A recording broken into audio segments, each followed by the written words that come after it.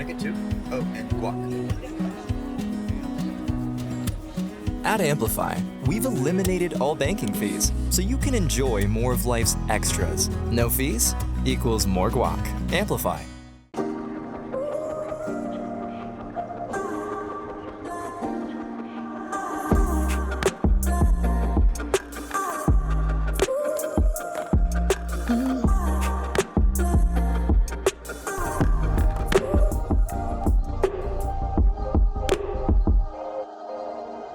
Hi, my name is Mindy Hofman, and welcome to the Women of Austin podcast. Today, we're going to talk about community leadership, and I have one of the most influential community leaders in Austin with us today, and I cannot wait for you to meet her. Hello, my name is Lourdes Zuniga, and I am from Lima, Peru. I am the executive director and founder of the Financial Health Pathway, a nonprofit that does financial education. Being a part of the Women of Austin podcast is an amazing opportunity to share my story, to share my why, and what my purpose in life is. Hello, Lourdes. Thank you so much for being here. Thank you, Mindy, for having me. I'm just honored to be here in the Women of Austin podcast. Oh, thank you. So as you know, because I know you watch and listen, we start with a warm-up question, and I would love to ask you, what is something that people would be surprised to know about you? I think people will be surprised that I was at some point in my early career as a journalist. I was a paparazzi. Oh my gosh. So it's not a job that I enjoy very much, but it was the beginning of my career as a journalist. And so I had to chase out a lot of celebrities, politicians, and I worked for this small magazine that my job was to get pictures for the cover. So any interesting thing in the entertainment business or even politics. I mean, it was my job to get the thing that will go viral at the time. Wow. That's surprising. That's surprising. But also knowing you, I know that you do what you got to do to get to where you need to be to get things done. So that's really impressive. Yes, there has to be a lot of persistence in place and patience and just being ready to run when you get when somebody that you're taking a picture did not want that picture to be taken. Oh, like literally being ready to run. You have to be ready to run. That is amazing. That is amazing. I can't wait to hear more stories about that. I have a lot of those. Yes. Well, we'll do lunch, and I like the details. Okay, so community leadership. Now, I would love to talk about how you turned your life into a life of service. I know that's a long story, but if you could give us a little bit of your journey to kind of give us an idea of how you became such an important member in our community that's helping so much. You know, I think when I look back, I moved to the States about 21 years ago. Mm-hmm. And when you are an immigrant, I think that there is a part of you that stay in the place that you were born. And the sense of belonging is different in a different country. And so that lack of sense of belonging was something that I needed to make sure I connect to the place that I was at the time calling it home. I didn't know how long I was going to be in the States, but I always knew that I needed to be connected at a much deeper level than just going to work and going home and feeling lonely. At the first 2 years when you're homesick and you think, I don't have the safety net that I had back home. And that turned into that need of connectivity to the environment that I was in. And I remember volunteering at Breckenridge Hospital at the time. That was probably my first volunteer experience. Had a rotation in the ER and the ICU as a volunteer every Tuesday. Oh, wow. And I met a lot of people that helped me understand the culture, helped me understand the nuances of the new society I was immersed, and make me feel a little bit more confident about my ability to survive in this environment that was very new to me. I came here with no English. I did not know anyone, no family, no friends. And so it's a difficult journey when you think about it. And when I think about it, I always think, how did I get through it? Yeah. So that gave me a sense of purpose, a sense of connection, and a sense of I think being a part of something that I lost when I moved here. And from that point on, I knew that I needed to connect with people and groups of people that were aligned with my values. And that's how I navigated the first difficult years of being an immigrant here. That's amazing. That's really amazing. Purpose and connection and where you looked for that. Because when people go new places, they can go to bars to look for that stuff, or they can go to, wherever they want, but you went to find people who align with your values. I love that. Look where you are today. I'm sure that's a big part of it, the reason. You moved here and you met your community, and now has this been Austin the whole time? Yes, Okay. it has been. Initially, the goal was to be in New York. Okay. I wanted to be in this magical place that in my head it was New York, and it's still a magical place every time I go, but I fell in love with Austin. Yeah, I get it. Okay, so now you're in Austin and you're working. You've learned the language. You have your community. Now, how did your career in nonprofit start? Because you mentioned earlier that you were going for journalism and that you were interested in journalism. Yes. So it's a very interesting transition because I was a freelance for the Spanish version of the Austin American Statement, a newspaper called Ahora Sí. And I work with wonderful people, Josefina, Omar. And through that journey, I remember thinking, I love doing journalism, but that was a freelance job, so I couldn't really pay my bills. And so I have my first actual real job in Austin was in a restaurant in downtown as a prep cook. Oh. And my job was to clean seafood 3 to 11 at a restaurant in downtown. That's a long Austin. time to be cleaning seafood. Yes. Wow. And so that was my job. I couldn't speak the language, and I really didn't think I could do anything else other than just being a prep cook.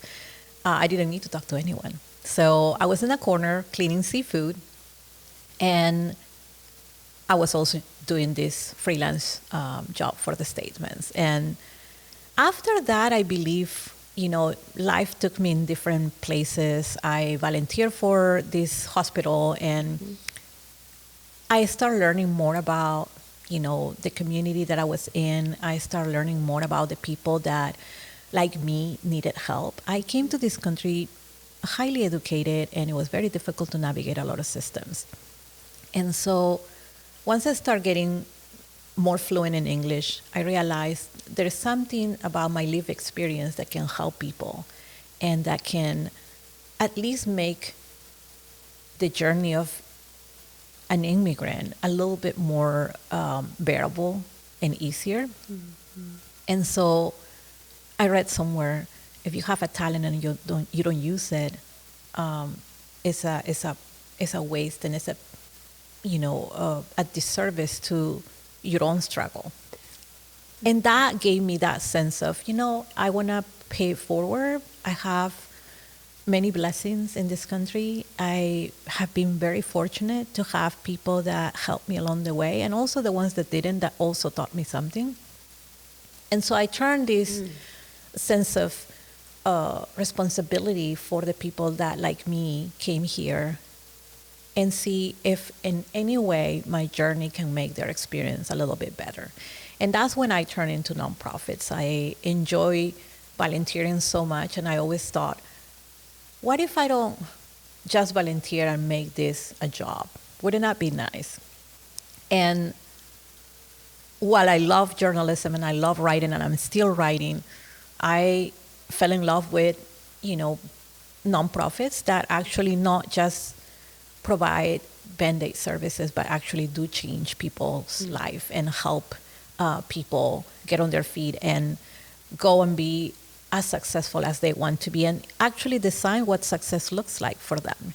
And I think that the way I learned to do it is through my lived experience. Mm-hmm. And I think that that's pretty much how I transitioned from my actual career that is communication at the end of the day. So I feel like in a way, I am still a communicator in nonprofits. I'm just communicating a different message.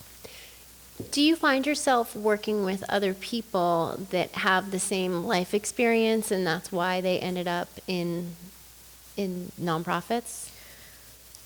There is not a defined type of people that go into nonprofits. I feel like nonprofits are an art and a trade that it attracts such diverse group of people. I mean, I'm in the communications, but I also met social workers, I met lawyers, and I feel like that is the best way to channel any career, because there is so many issues that need to be fixed and so many issues that need to be solved.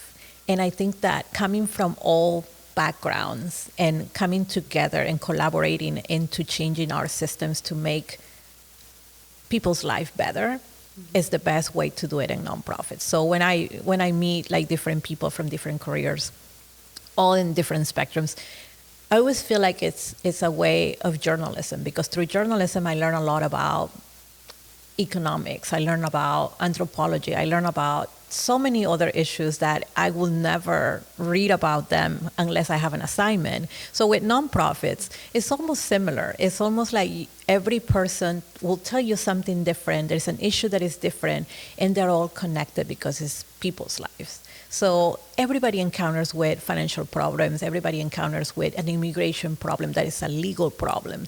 And I feel like there's a lot of people that experience different issues, and having people from different backgrounds understanding those issues and using their skills to help people is a wonderful way to approach nonprofits, and the people that I met are wonderful.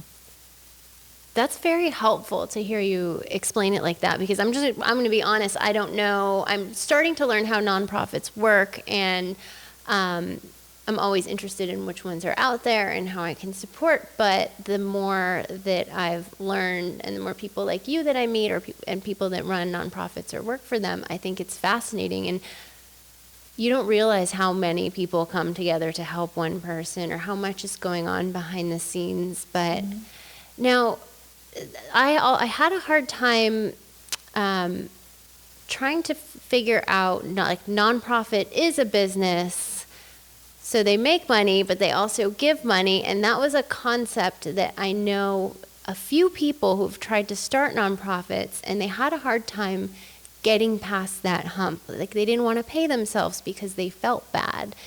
But then if they don't pay themselves, they can't live it to keep doing the good work that helps the people. Am I right here? Is there any advice you would give someone who has an idea for a nonprofit, or is working on one, but spending all their own money back into it and not taking anything they need once they've raised? I would just love your thoughts on that. A nonprofit is not different from a for-profit in the sense of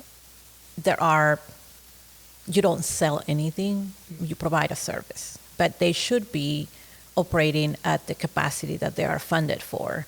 And they also should be providing the best service they can. Revising those processes and having a strategy that will achieve those goals is important. And when people think about nonprofits and the profitability of it, there is you raise money, there's a certain framework. You raise money to deliver a service. But if you're going to ramp up your services and deliver more services or expand, for example, then you need more capital to do that. Yeah. You have to have a business model that is proved, that is successful, that addresses a need. And usually the ones that are successful in a way is because they have identified a need. They know their core competencies, and they know the value they bring and how they differentiate from other services in the area that are similar to them. And raising money, it is still a difficult thing, and stigmatizes. If you make too much money, or if you're putting all these signals that you're doing well, that's not a nonprofit. I would say, be fair to your staff. Through pandemic, we learned that social services have picked up a lot of the issues that government organizations couldn't. And so nonprofits have been the safety net for a lot of people during the pandemic. And honoring that, I think we always work with philanthropy. I always work with funders in letting them know that social services are critical to people that the system doesn't recognize as people that they need the help.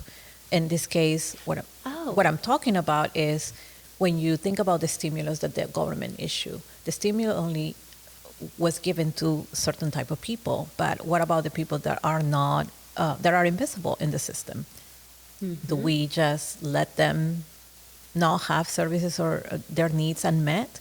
And so a lot of the nonprofits deliver services to those that have no voice, are invisible in the system, and they are here. So I think it's important to understand that while it is a business, it caters through a service. And whether you want it to be profitable or successful, I think that is not necessarily defining success as being profitable, but how many people do you help with minimum resources? And the successful nonprofits that have been able to have some financial sustainability are the ones that have survived through the pandemic. Mm-hmm. And so there is a lot of stigma around profitability in nonprofits, but I think that as long as you're fulfilling your mission and you're fulfilling that why you exist, and you're not making irrational decisions about money, what it matters is that you're helping people and that you're helping it at the best possible way with the services and the resources that you are given. That was so beautifully answered, and yes, and there is the stigma, and I think that if anyone is listening, not for them anymore. No, and again, it's about the quality of the services, is serving people with dignity and fulfilling your mission and your why is it's the important thing. Get the picture-perfect gift for a loved one or for yourself this holiday season. Precision Camera and Video is your destination for all the best holiday deals on cameras, lenses, bags, tripods, and more. Or give the gift of learning with a class voucher to any of Precision's amazing upcoming photography classes. Not sure what to get the photographer in your life? No problem. Head over to PrecisionCameraTX.com and check out their holiday gift guides for some gifting inspiration. Precision Camera, your go-to camera store for the holidays.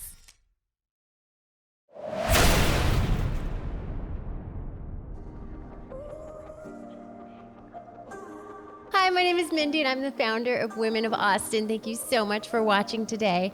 Today, we're talking about community leadership. I've been lucky enough to meet some of the most incredible community leaders in Austin, and to have one of them come on, I was just so excited for this conversation, and I really appreciate you all tuning in. Today, we're filming at 5318 Tortuga Trail in Mount Bunnell Shores.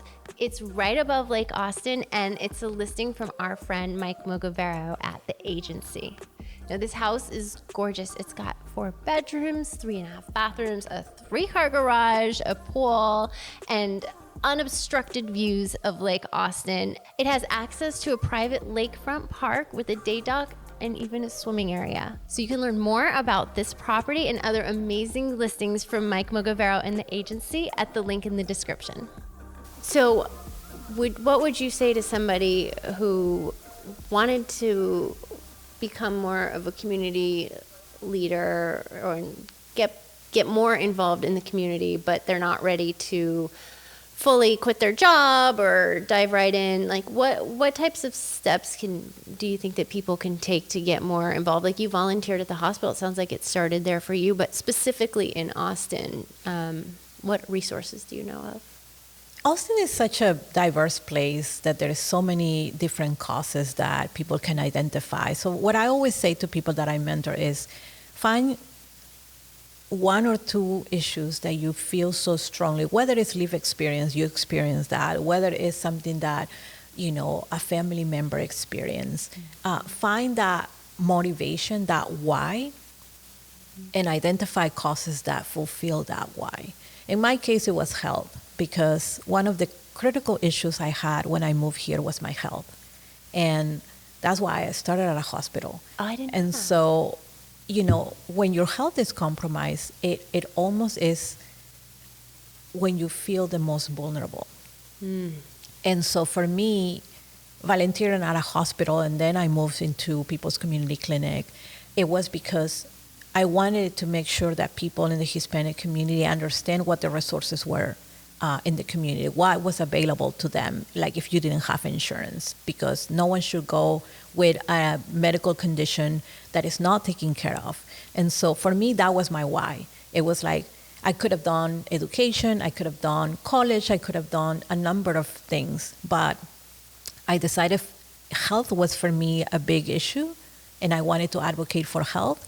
And so translating in at the hospital, translating for people that only spoke in Spanish, that was something close to me. Yeah. And so I always say to people, find something that is close to you, somebody close to you experienced, and you feel so passionate, because when you volunteer for organizations that are close to you in the sense of like have touched your life, good or bad, then you feel that connection.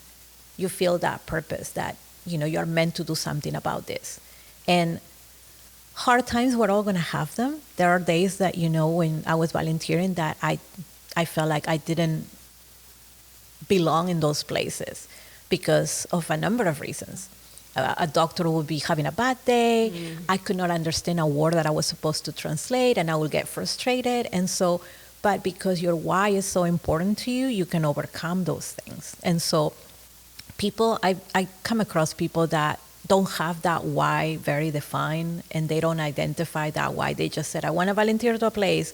And when things go not so right, they immediately quit because it's not something they feel important.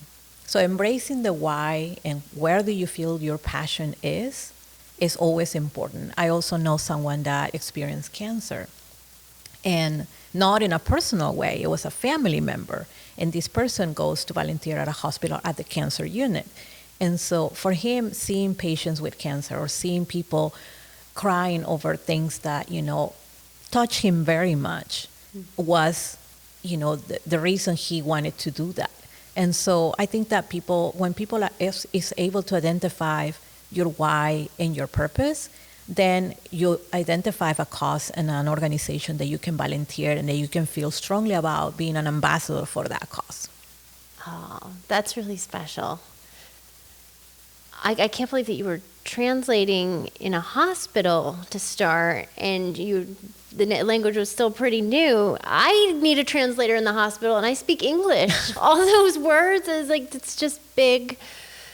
Wow, that is very, very, very impressive. And you didn't quit. You stuck with it even on the hard days. That's amazing.